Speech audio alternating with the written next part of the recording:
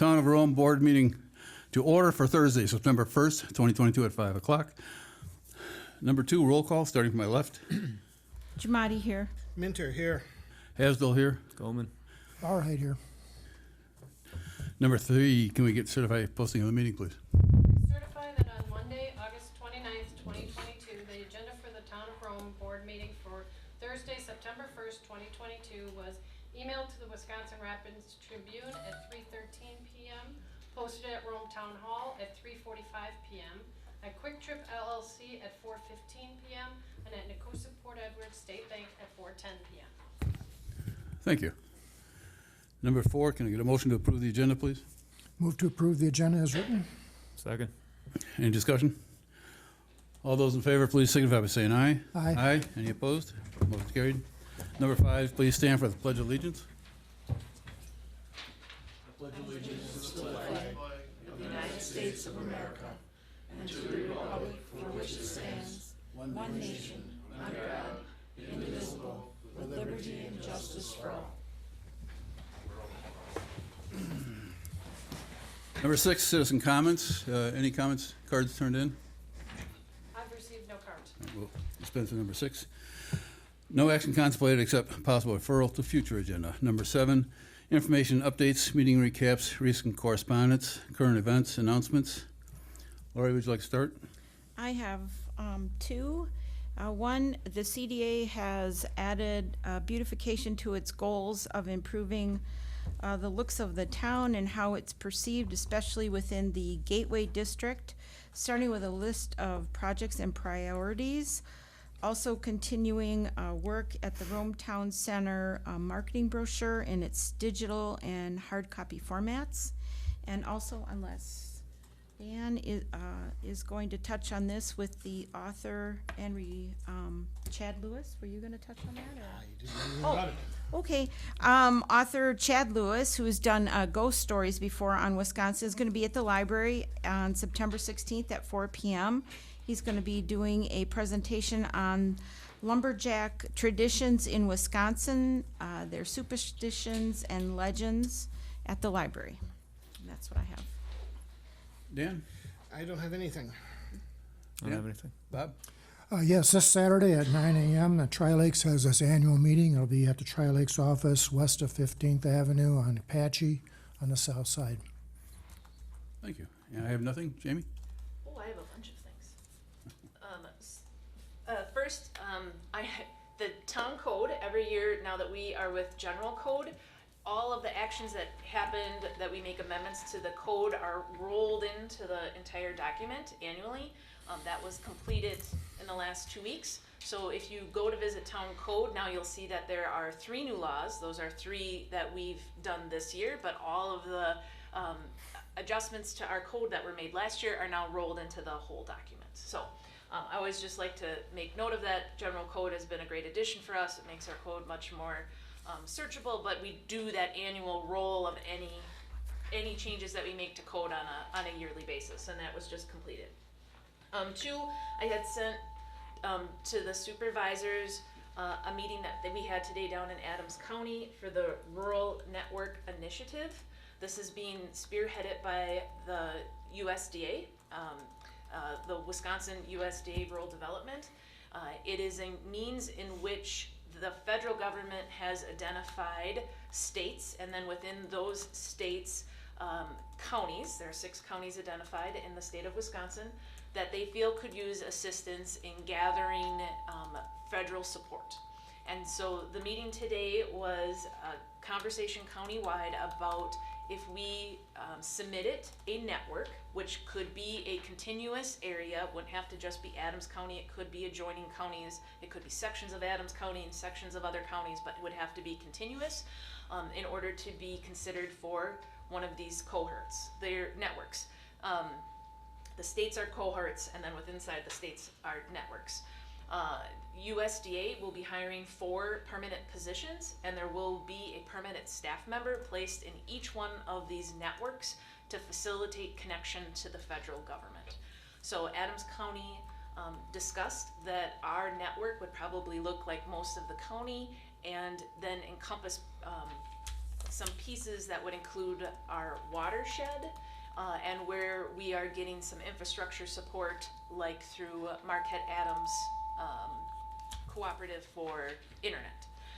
So that is due on September 12th, and we will see then if we are selected through the federal government to be a network within their second cohort. I know that's a lot, but it's exciting if we would be selected. Number 3 is we had received notice that through our town attorney, thank you, Nick, that the University of Madison was looking for projects revolving wildlife abatement. There's a wildlife and ecology class that's looking for projects that would handle Canadian geese, deer, bear, turkeys, and for real life examples that the class could work on to build educational resources in communities around abatement. I obviously emailed the professor right away and said, we've just recently had a conversation about this. We would love to be considered for your project. And he reached back out and said that we could schedule a time to have a Zoom meeting to discuss it, but he thinks it could be a good fit for their class. So I can keep you updated on that, but it was a really nice, it was just a timely moment where this could really dovetail well, and we could get educational materials completed for us through this university class. Then my last piece is for website purposes and for the brochure that Supervisor Jamadi was talking about. I'd like to take everyone's photos at the next town board meeting. So, fair warning, we would do just a professional headshot of each of you and one group shot of the town board right before the meeting.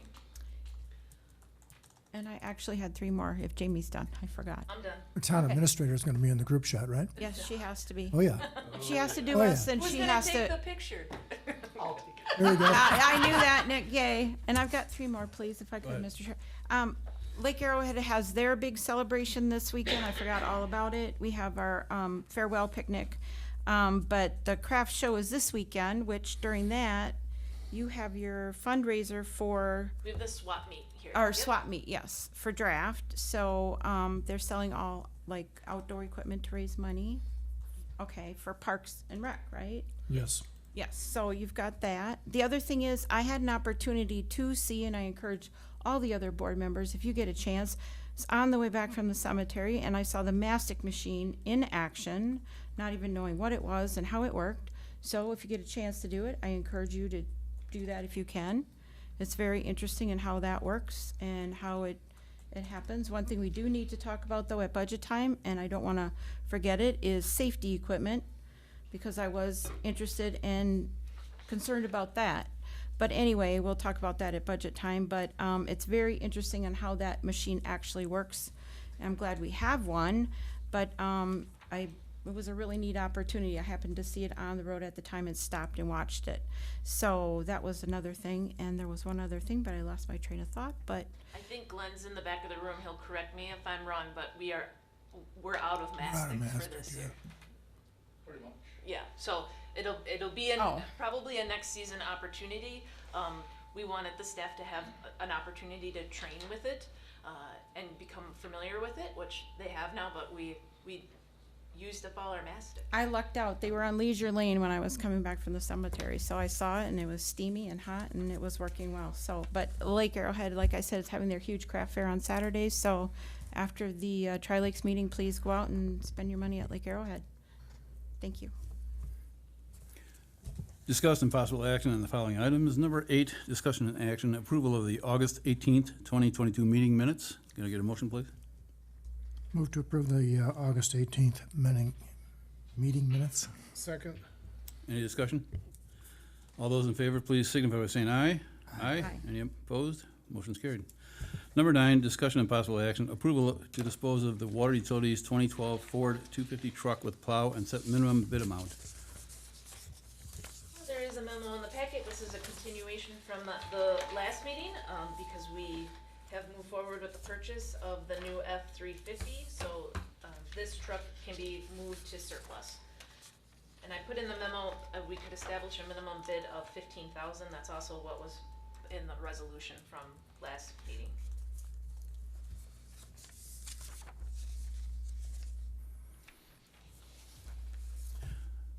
Was that the, Do they have the Blue new Book? truck already? They have it. I thought I saw it the other day, yeah. was that the Blue Book value on the truck? The Blue Book value is between 14.6 and 17.6.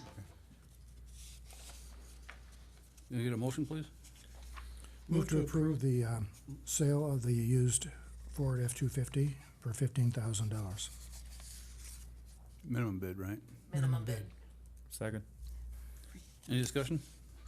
All those in favor, please signify by saying aye. Aye. Any opposed? Motion's carried.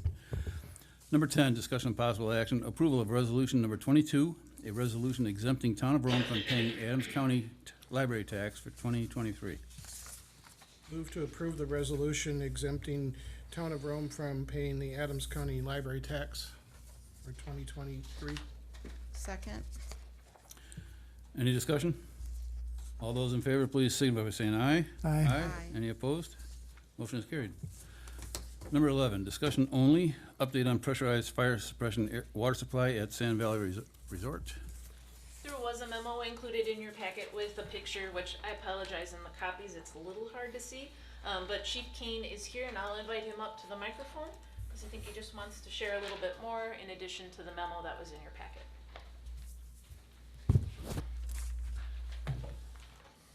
They say I don't need to turn this on sometimes. So the pressurized water system at Sand Valley has come into the forefront. About 3 years ago, during a fire inspection at Sand Valley, a conversation was started about the availability of water in the event of a fire. It did come up that Sand Valley has one accessible water source to us, which is an underground tank, which actually is their storage tank for their fire sprinkler system built into their buildings. The numerous discussions and site visits occurred with, at that time, Matt Orville, who was the owner's representative, and we identified a few different options for pressurized water sources at some of the existing well sites on site. The project was turned over to the agronomy director, Rob Doom. We continued to explore the options. Director Doom discovered that if they designated the well to fire protection water, it did not have to go through the complete DNR permitting process, and would not count against their daily water draw, because of it being designated for emergency purposes only. So the new well has been placed. It is in the entrance to the maintenance building off of 15th Avenue Private. The addition of this water source will greatly reduce the amount of time needed for the supply of water in the event of an emergency. And I believe, Jamie, you could correct me if I'm wrong, but it was approximately a year ago, Mike Kaiser stood here in a board meeting and reaffirmed his approval of this project. And I believe the quote was, "I don't know how to make this work, but I'll get people that do." And it's here. So at the culmination of a 3-year project, we're hoping to have it operational by late October to early November. That water supply will be available to the entire southwestern corner of our town. It's not just exclusively for Sand Valley property. And it was completely done voluntarily on Sand Valley's part, and it'll be a great addition to our safety network. How big is that tank? Their underground tank, Yeah. I believe it's 30,000 gallons. Wow. What does your truck hold? Our biggest truck holds 3,500, but to get it back out of that tank is an ordeal. We'd have to set up a draft engine and draw it back up out of the tank. So it's pretty labor intense versus this well will essentially be a fire hydrant. We pull up with one person, hook up a hose, turn a valve, and the water comes out. Oh, so you don't necessarily use it to fill up the tanker truck?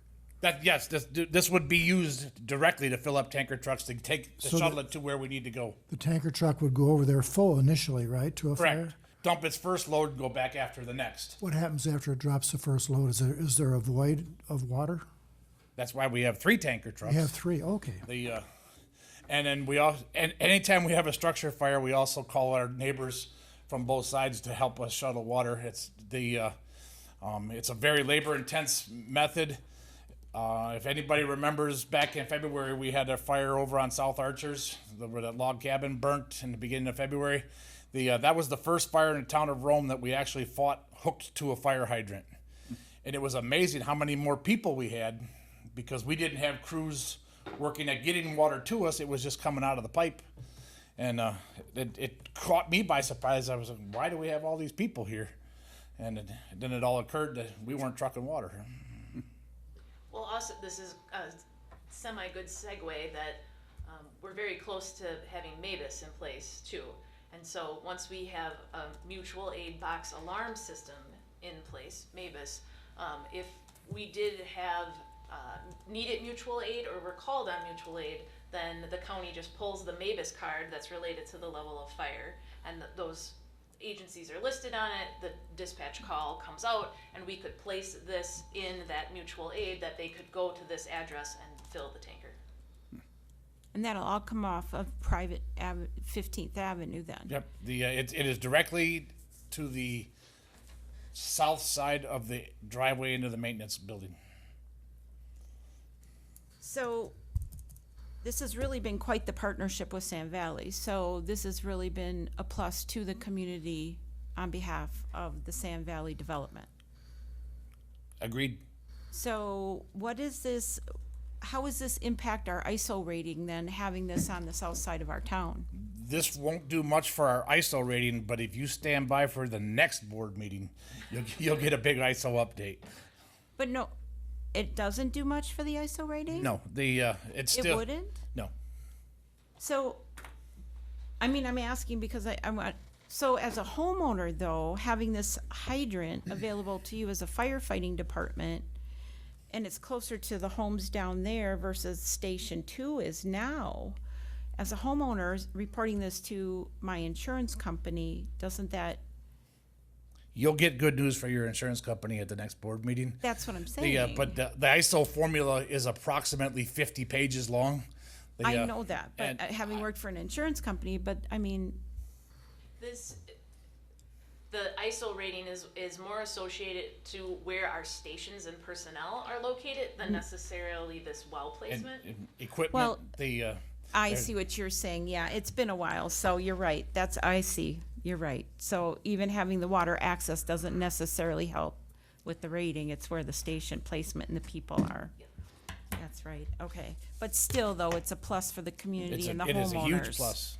Absolutely. So this is a good partnership, and it is something that Sand Valley has done for the community. It is. And that's what I wanted people to hear. So, and I appreciate that report, and thank you for bringing that information forward. So it's really been a benefit. What are the additional costs, though? Have there been a lot to the town? We have had zero cost to the town. Thank you. Thank you. Carl, there was a question back there. Oh, I just answered the question. We were talking about being a partnership with Sand Valley's Water, Town of Rome. I was just wondering if there was any cost for Rome. No. None whatsoever. None whatsoever. Thank you. thanks, Mark. Number 12, discussion and possible action, 2023 budget priorities discussion. A, estimate for 2023 wages, area comparisons and research, and B, review and update on priorities presented to date. You have some information for us. Yes, so following up from last meeting, again, memo in your packet, and then a spreadsheet of municipalities. So, leading off what Supervisor Goldman said at the last meeting, he wanted some additional data, like what are our neighbors doing? And I asked them the 4 questions that you're gonna see on the spreadsheet. So, what is the municipality considering for a wage increase in 2023? Understanding it might not be approved by all municipalities yet.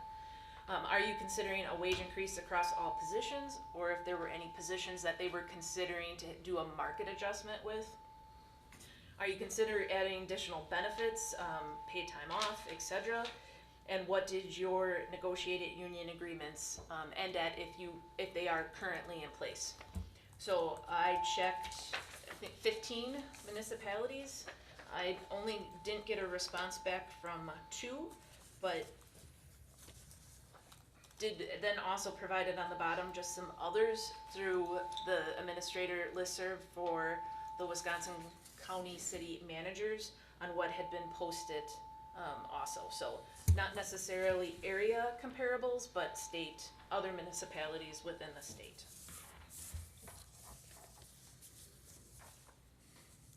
You have no comparables per position, though. So several of the municipalities that I contacted, and you can see that on here, have a wage study that would slot every position within a step and grade. I did not ask them for a copy of their salary studies. I also don't know that doing that makes it very applicable to us. In all cases where a salary study is present, they've hired someone that's reviewed the job descriptions and slated them with a market adjustment. In some cases, though, when there is a salary study in place that they're following, the individual is getting both the bump to the next step and the across the board percentage to keep up with cost of living. So, I would give the example, the city of Wisconsin Rapids is currently going through a salary study right now, so they didn't share a percentage because they might not do an across the board because they'll slot within that step and grade of wage. But another municipality, Toma, they're gonna do like a 4% and then there's a grade and step that would be associated with that. Well, excluding the ones where it's obvious they hadn't gotten far enough to have a concrete answer for you, it looks like we're in the range of where we need to be. We had discussed 4% at the last meeting, and I do think that we are within that range. I did see it with with additional benefits. I thought it was a little surprising the 15 municipalities that I was checking weren't necessarily thinking about any other additional benefits. One did mention that they were looking at their vacation schedule.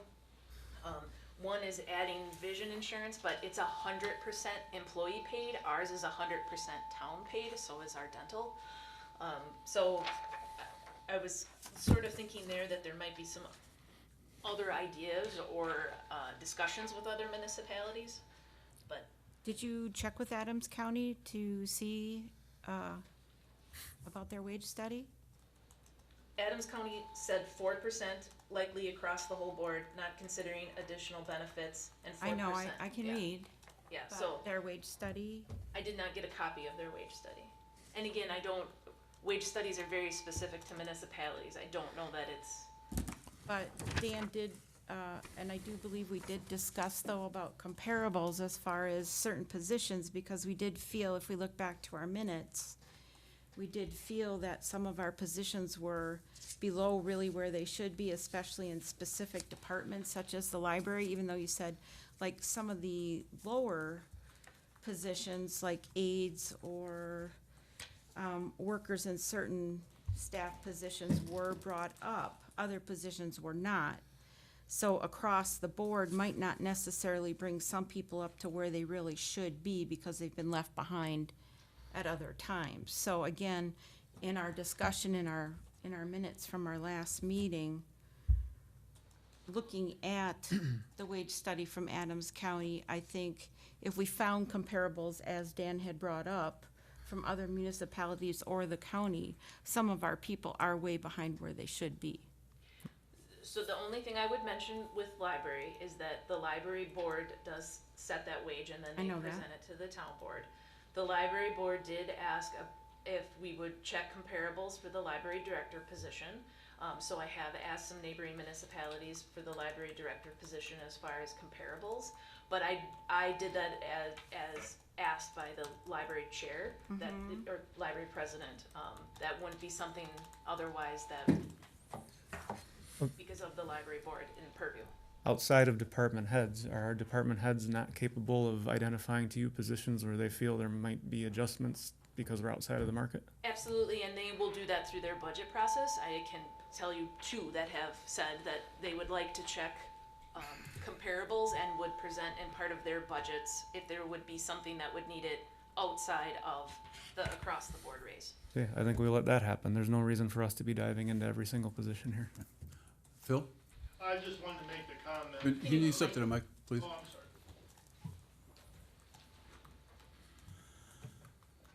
sorry. Because I don't want to assume anything, I'm just going to suggest, because I've been involved in things like that, obviously.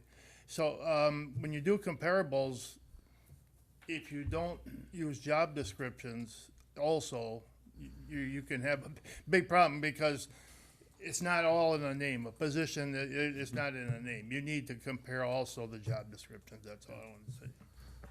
Thanks. Okay, yeah, I agree. We'll get into the details with the manager. Sir? Yes, come to the microphone, please.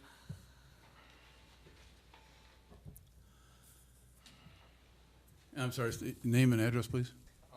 My name is Ron Splina. I work with the Department of Public Works here at Rome. Is that turned on, Ron? It is now. I would just ask the board to look at the Mauston example. The CPI plus 2%, because in my mind, it protects us from the inflationary pressures that are going on in the economy right now. So that, and I think it would help with retention of employees and also with recruitment, as far as if we are looking to hire people, it would be an attractive thing for people to know that their wages would be protected from inflation. So that was just my thoughts on it. I know you guys might have different ideas, but No, well, that was the initial reason we even brought this up, was CPI was a concern. Right. We also have to take into consideration the taxpayers. I mean, a lot of them are on fixed income, so it's a balancing act, but we're looking at all angles. Plus, it was just a placeholder to get us started in the budgeting process. It wasn't anything cast in concrete as of yet. okay. And then too, as far as, like the job description things, in the Department of Public Works, the whole group of us are we have a huge skill set as far as we weld, we're plumbers, we can do electrical work.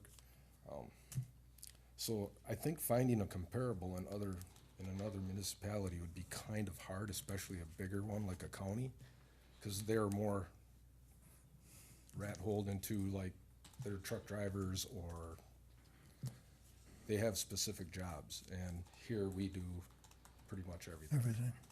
So, for that comparable, it would be hard to find that job description. Thank you. Thanks, Ron.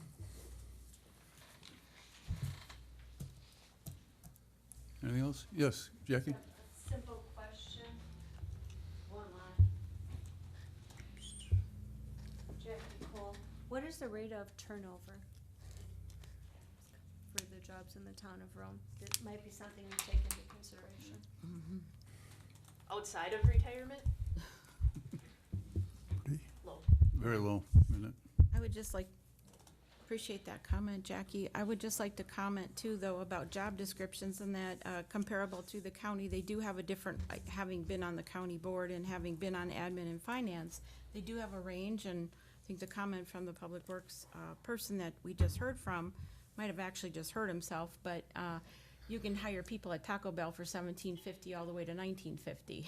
And we have people in Public Works, I think, that are making $19.86 as a plow driver, so he may have just heard himself. But I've got the rates right here for COLA estimates from August 21, 2022, and I also was able to do some research from the U.S. Bureau of Labor Statistics and got some figures from them as well. One thing I might want to suggest that we do, and I appreciate Dan's comment, is there was a time too with our previous administrator where we actually told them to go ahead and do their budgets and say, okay, yeah, 4%, but right now, go do your budgets and put 0 in for wages, and we'll tell you later on, because it's not 4% across the board. So that might be another consideration that we do right now, because not everybody's gonna get 4%. And on the chart Jamie gave us, you can see in several of the communities, not everybody is going to go across the board. So that might be part of our consideration as well. So,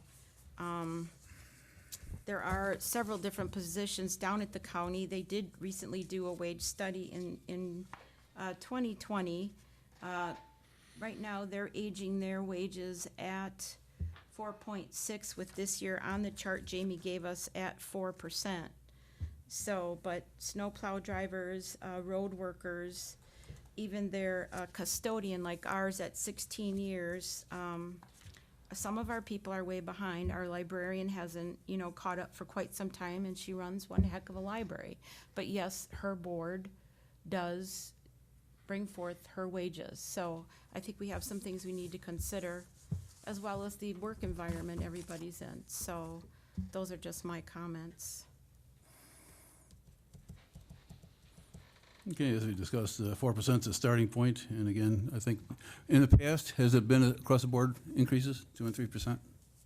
I would say in general, unless there's been, like we had mentioned, library 2 years ago had a market adjustment. We had done over a 2-year adjustment for public works, for equipment operators and CDLs, and then with snowplow driving. So I wouldn't say that it's always across the board if we've identified areas, but in general. But when you do adjustments, you also take in the CPI or whatever you want to look at into account when you're doing the adjustment, correct? Yes, I mean, we, in comparables and what is the market rate for a position. I understand, that's why I said in a lot of cases where a company does a salary study, it is very specific to that municipality because positions can change from municipality to municipality. And I think the other reason why I had asked the question about additional benefits is I think we want to keep our turnover low, right? And a piece of that is having that conversation and staying comparable. If it isn't wage, what else can we offer? I think this last year we had 2 really good examples with the wellness plan to help offset increases for health insurance costs and with the ARPA hazard pay.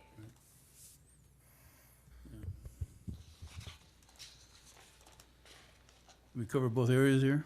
The only other piece under B for other priorities, I did just include again what we had been discussing. I did add that we will work on an estimate for fencing at Spring Branch. That estimate might be doing that in pieces, maybe 2 sides and 2 sides, rather than all at once. At this point, I guess just a little bit final direction before we would go into the budget presentations. If you would like all things included, we could present that and then have the conversation about how far are you off and what would leave the budget at that moment in time.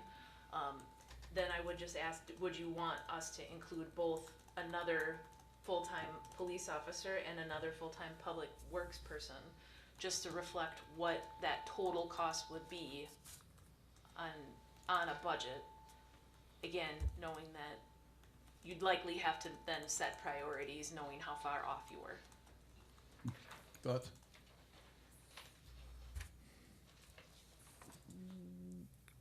What did those department heads request and how did they justify it? So in both cases, in police department and in public works, it's becoming more difficult because of our job market to hire part-time staff. The town of Rome has relied heavily on part-time staff through the years, and which we have been fortunate that we have some part-time staff that have been with us for long periods of time. But people are also able to get full-time positions, and so there's been a conversation of if we could offer full-time, it just makes a position more advantageous. Within the police department, there's been a lot of discussion about could that person then help with other enforcement or boat patrol items if you had another officer. And in public works, just with growth, I mean, if we continue to add parks and develop dare queues, and if road work is a big priority, it's having that full-time staff member to assist. I think I'd be in favor of having them get their budget set where they think it should be and go from there. I'd rather see everything up front rather than piecemeal it and try to build it from nothing or less. I'd rather see the whole thing, in my opinion. And road construction, that is our priority. That's unanimous.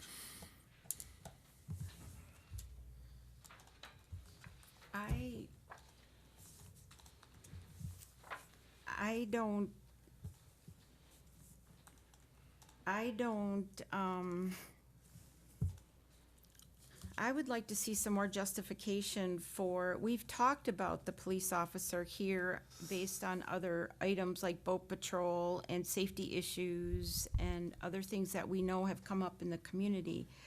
I have not heard or seen anything come across our desks as far as justification for a full-time person in Public Works. I would like to see a little bit more justification for that myself. The people that we have part-time now, can we use them more? So you're Yes, we're talking about retirement maybe coming into play. set to a limit on part-time staff of 1,200 hours on a rolling calendar year. Yeah, I understand. So, I mean, that will be a limitation of that 1,200 hours. So you are at a specific amount of annual basis hours of help. I think, and I don't want to speak out of turn, but I feel like one of the largest justifications is the priority that the board has set on making sure that on roads. I mean, that takes people. If that's a top priority, then that's where funds would get focused. We outsource the work to put those roads in.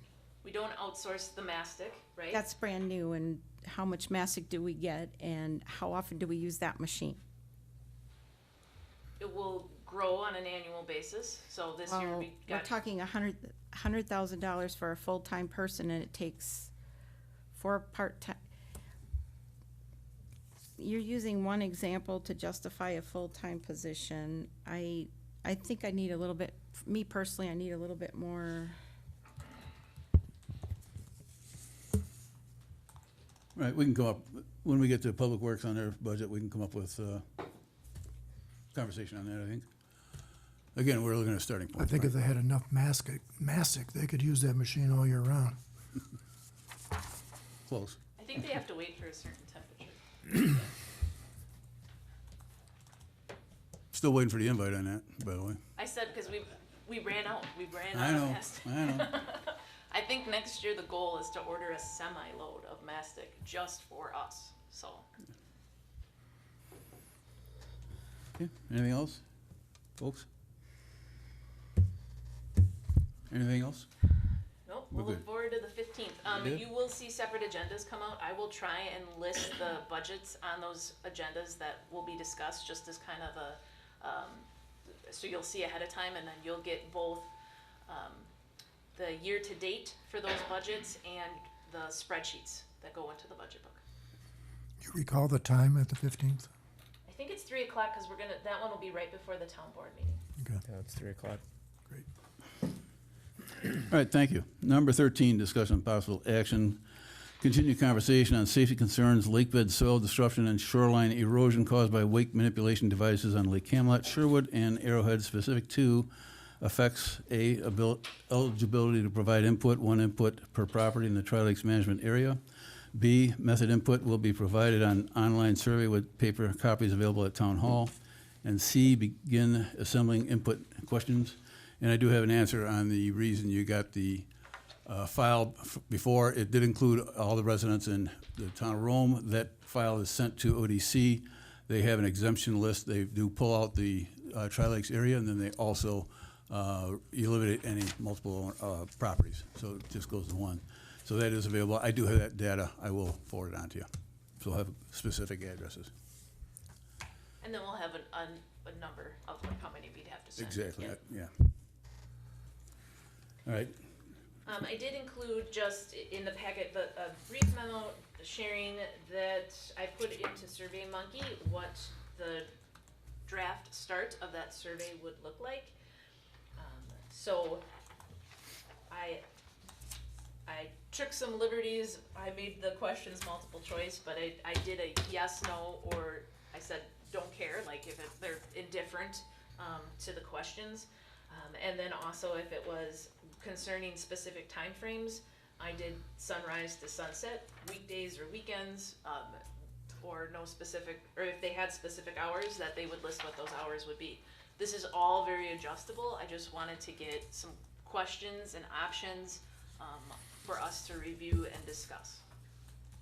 Jane, Oh, go ahead. I was wondering about the order of the questions. For example, if you ask first if wake surfing should be regulated, if you say, well, yes, and then you say, should it be restricted to certain times? If you're looking for an answer on item 4, maybe item 4 should come up before some of those questions, is all I was thinking about. Same thing with the following questions. They're all, if you want to completely eliminate it, those are the last questions. So maybe starting every subset of questions with should it be prohibited, and then if they would say yes, they'd skip to, Right, Right. or the rest of them would be non-applicable then. yeah. For the questions relating to the weight-inducing bladders, that really should probably be changed to wake manipulating devices to include wedges and things like that. Yeah, there's more than just bladders on some of those boats.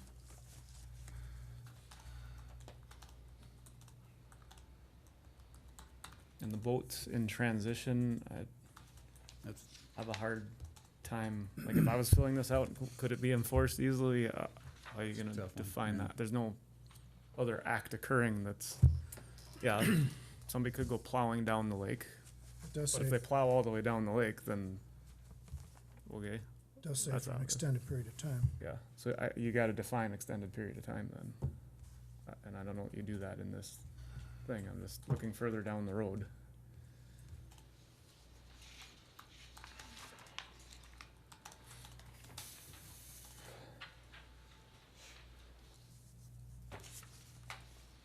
anybody think of any other questions to put on this? It's pretty, I think it's a good start. Good finish. we just, well, we haven't addressed the safety issues. One second, sir. We haven't addressed any safety issues, though, on this, with this questionnaire. Shouldn't we ask folks if they've had any occurrences? Because again, I know of 2. And then other, not necessarily safety, but property damage, things along that nature. Can you do a multiple checkbox to a question on SurveyMonkey? I think I could select those answers. I did put an open-ended question. Are there issues or activities, nope, not that one. Have you had an encounter with a wake manipulation device in the town of Rome, either positive or negative, that you'd like to share with the town board? Which that's fine for the end, but Yeah. if you had something so that you could accumulate a better data set, so you could take that question and turn it into a multiple choice response Yeah. that somebody could say, yeah, It was What a would you say? safety concern, it was an Yeah. erosion concern. yeah, that's maybe 2 different questions, but for safety concerns, I was injured or somebody in my boat was injured. Something to collect some statistics, I guess. Are you really sure you want to ask that question? That was our to me, that was number 1 priority, was safety. Well, it would, Sir, you want to come up to the speaker, please? Tom Kemper here again. I think I've been to all the meetings about this.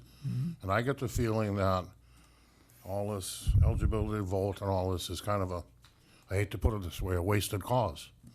It's gonna be time and money, and I feel the board members have made up their mind how they wanna vote this.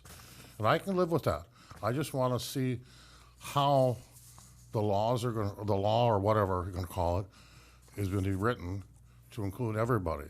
Because I again say safety, and I get back to them big pontoon boats. No, look, But we're sticking, we're on, excuse me, we're on. But they wake- do the we're on- same- We're on wake boats, there's no comparison. If you have some data, we'll Sir- do a separate. Sir, I'm gonna apologize, and then I'm gonna sit down. Have data, we But can it says discuss it weight later. but- manipulation. Yes, That's a we're pontoon talking boat. bladders, we're talking other mechanical devices on a boat.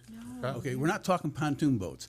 If you got data on it, bring it up on another occasion, we'll discuss it, but that's not for Okay, this thank you, discussion. Please. thank you. Now, I will apologize, I'm not computer savvy, but where can I go and find what you're writing up? On the town's website, under agendas and minutes, and then the date of this board meeting. Okay, So, thank you. Yep. Thank you. I also Excuse want me to point just out a that we minute. haven't committed to do anything one direction or the other. All we've committed to at this point is find ways to seek feedback from the community that will guide us in some direction. Yeah. That's And- all we're doing. Yeah, and if you have additional questions you want us to, we're open for consideration on that. Bring us the questions. Excuse me just a minute, Mr. Chairman. You did this way at the beginning when I brought this up about the term wake manipulation devices. And it changed from the very first time this topic came on our agendas. When you Google or you search wake manipulation devices, it doesn't bring up anything specific regarding bladders, ballasts, or anything else. You go out and Google it, you look it up on any search engine. I myself use something very different, very secure.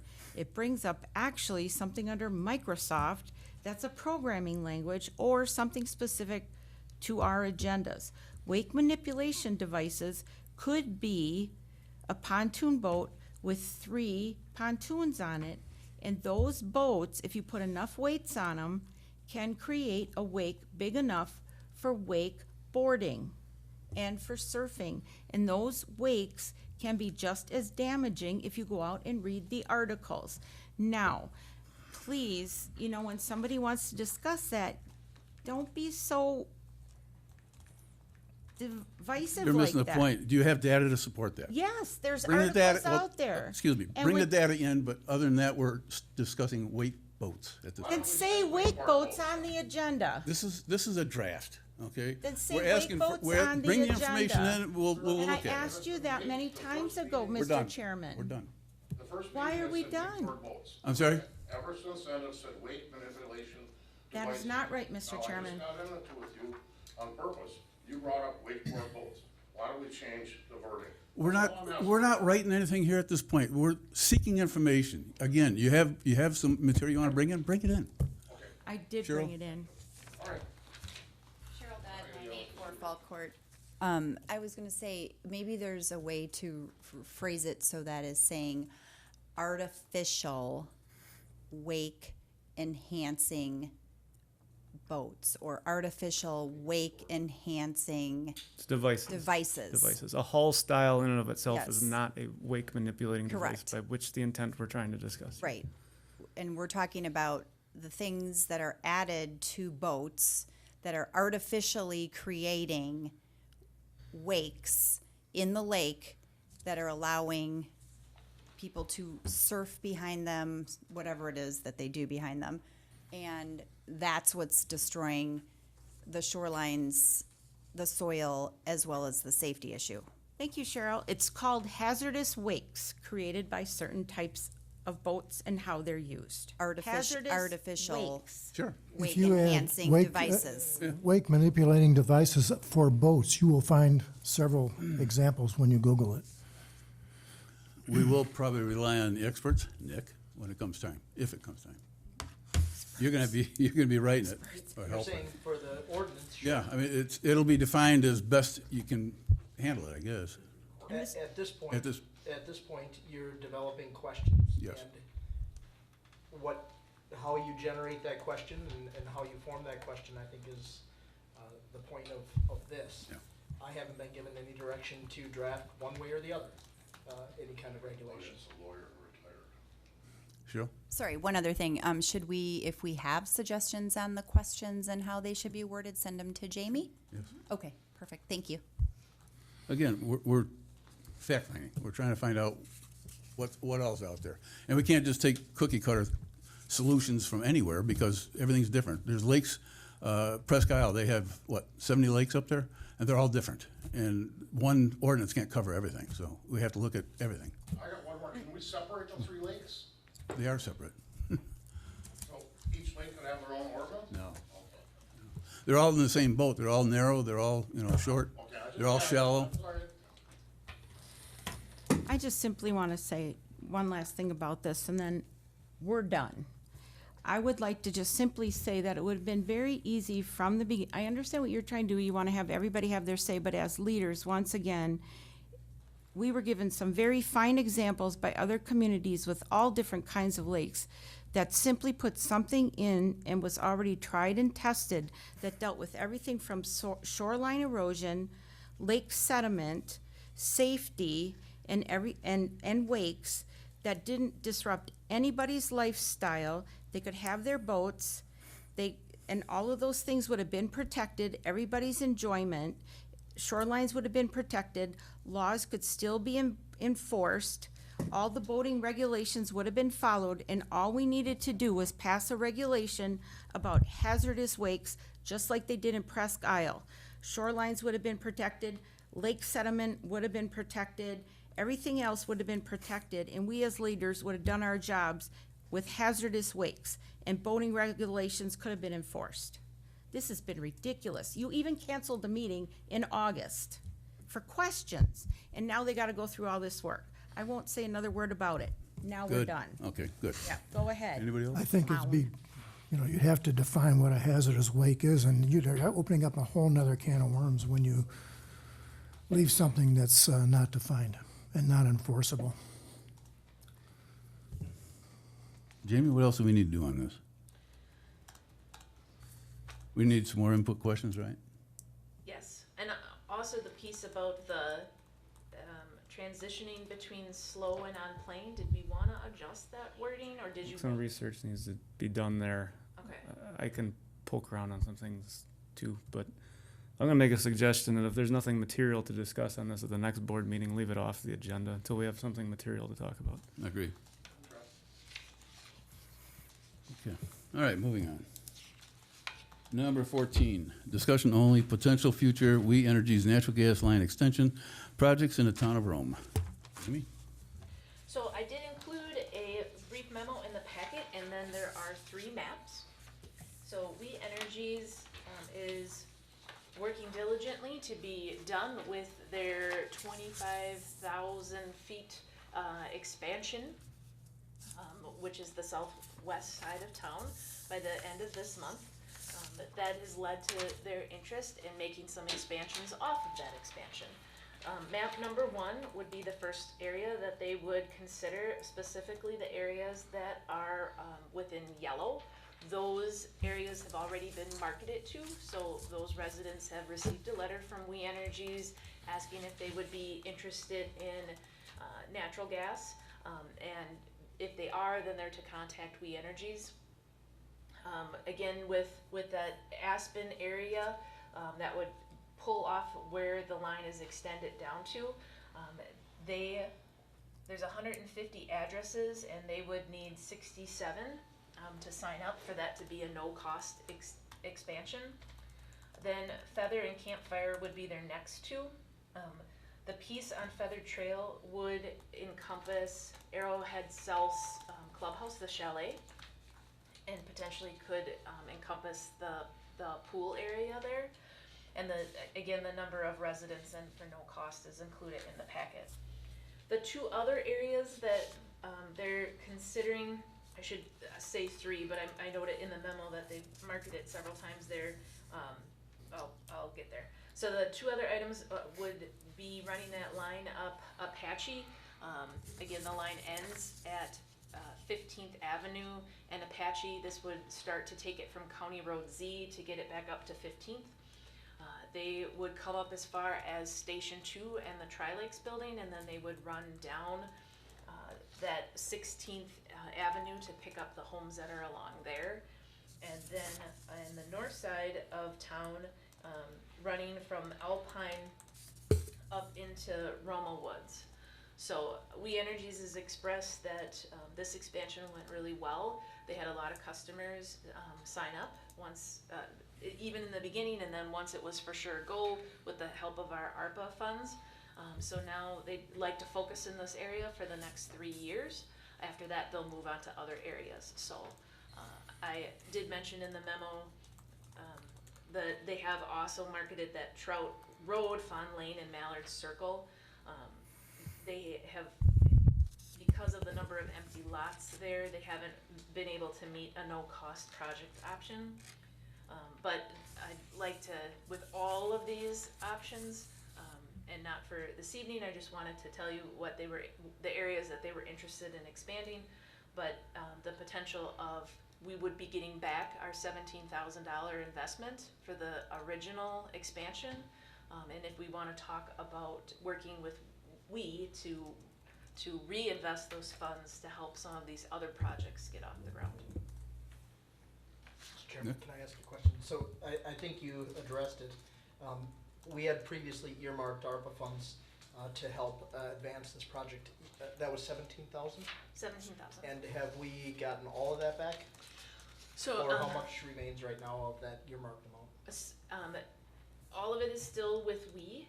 Once they close, once the project is actually completed, the line is all done and in the ground, then they will cut back the reimbursements. So they said that we could expect to see that reimbursement within the next 6 to 9 months. And how much do we anticipate that reimbursement will be? It will be our total contribution minus a $25 permit fee. And then last question, there were a few different options that were provided. Do they have an estimate for what they'd be asking for a contribution? And do any of them fall within that 17,000?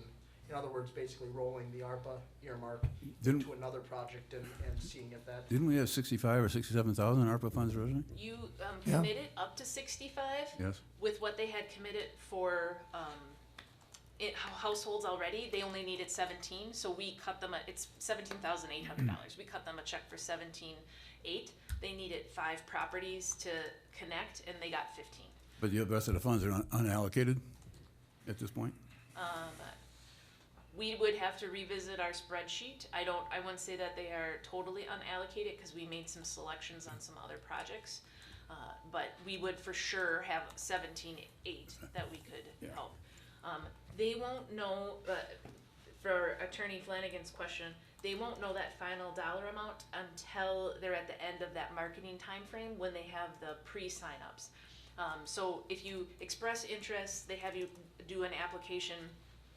You can always say, we choose not to. Something that we faced with our current expansion is properties sold in between time, and so homeowners signed up, but the new homeowner didn't necessarily want to. I think the big changing point though, because your price is never totally locked in until the project is a go, is when the town committed the funds and We Energy said the project is a go and we're zero cost, 15 people came on instantaneously. The chances for the same thing happening for the Aspen Avenue and the Feather Trail look pretty good too, based upon the number of homes there and the number that are required to make it a zero cost. So those two would be very good for us to think about supporting, I think.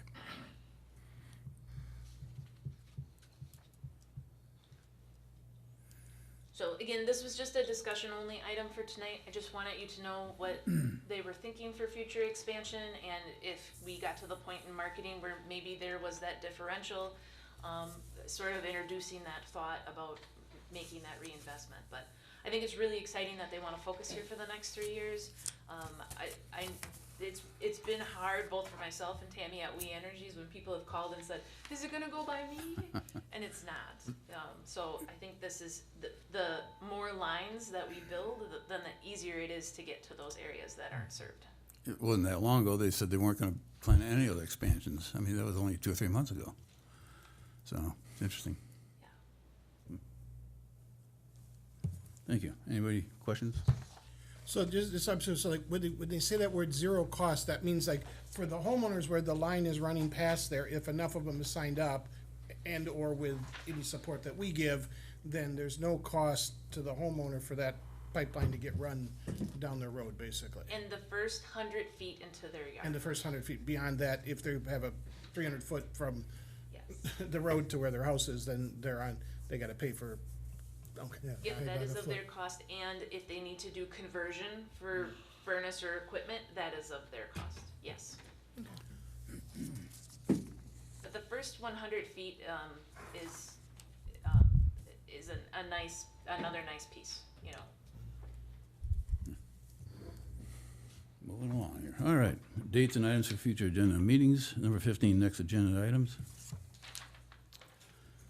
Drop 13. Yep, we can discuss ISO rating at the next meeting. There's a couple plan commission items. There is a couple plan commission items. Do we want to include an item that would include efforts to mitigate the deer issues that we have? I can probably handle that under updates, seeing if we would get selected for that class Well, project. that's just one way of doing it. Yep. Yep, we can make it a separate agenda item if you'd like. Yeah, I'd just like to be in a position a year from now or 2 years from now to go to the DNR and say, look, we have done these things and now we think we need to apply for a permit to eliminate nuisance deer. Phil?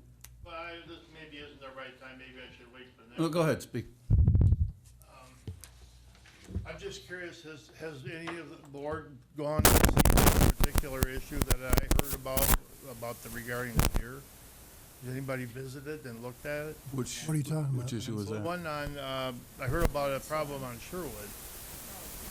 Or It's in the peninsula there. One of the lakes, maybe I got them mixed up. Has anybody actually gone and seen it?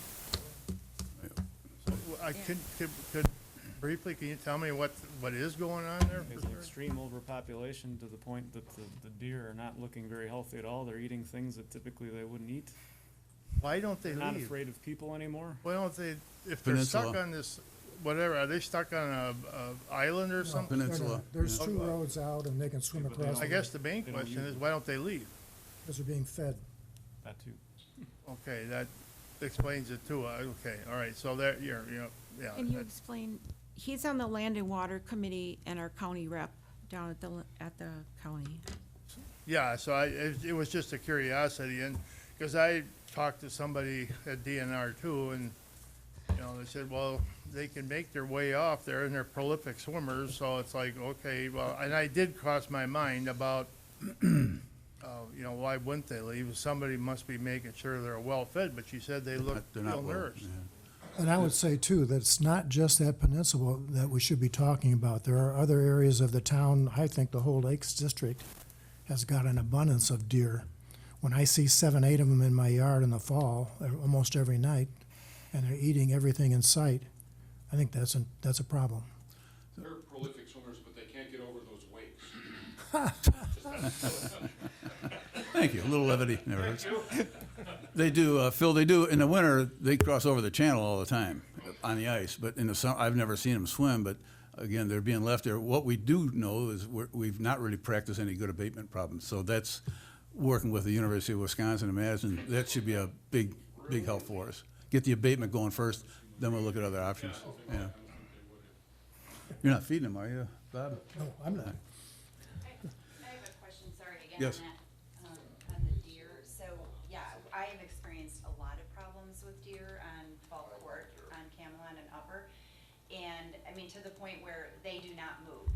They Oh, yeah. just literally stand in the middle of the road and don't care that you're walking by with a dog or with kids or anything else. And they will come right up to you, chase the dogs. And I do know that there's quite a bit of feeding going on Yeah. in a lot of property around us. So I'm not sure if we can, Education. yeah, but I mean, even like, can you call, I mean. Yeah, I think if you know specifically a location where they're being fed, we ought to turn that information into the police Okay, department, that's so. what I was gonna say, can I do Yes. that? Yes, you Because can. they're There's an sitting on ordinance. their deck. They're sitting on their deck and literally. We have an like, ordinance, and that ordinance ought to be enforced. Okay. Well, it's a state law. State law too, yes. Yeah. Sir, yes, come to the speaker, please. I wasn't gonna, Didn't know we were gonna have another agenda item here, but might as well, we'll finish up. and I try to be brief. That's right. My name is Dave Melzer, 996 Asbury. Some of the discussion here about deer can swim and why don't they leave and all of that stuff, and I am not a deer biologist, but I am a lifelong studier of the critters and a lifelong hunter in Wisconsin. Deer, primarily the female sorts, live their lives in something in the area of 50 square acres. They don't go wandering around unless they have to for some reason. That is not in their nature. The only wandering around that happens is with a adult bucks in the rut season, early November, when they go looking for mates, they'll go miles. But your standard does that are in my yard by the abundance with twin fawns and ribs that are sticking out, don't go wandering about. They just don't. It's not in their nature. And, you know, to say that they swim is true. They have the ability to swim. Their hair is hollow. But and it was sort of it was a joke what I said about the wave thing, but truth is, if there's boat traffic, I don't want to swim across the lake, you know, and they're not that stupid, you know, they're sort of stupid, but, so that's just my input. I'm all in favor of, reducing the herd and making donations. I don't need any more venison. I'm interested in that. And again, so I think we can save this conversation for the next meeting, because then it can be a listed agenda item. Yeah. I would just note again that it would be sharpshooters, it would likely not be residents that would be taking out the deer with a nuisance tag, yeah. So, but we can, We'll add it. we'll add it, But a resident could sign up for a food package and pay for the processing. yes. All right, so you got that one, right? I got it. Anything else? Next meeting date and time, 16?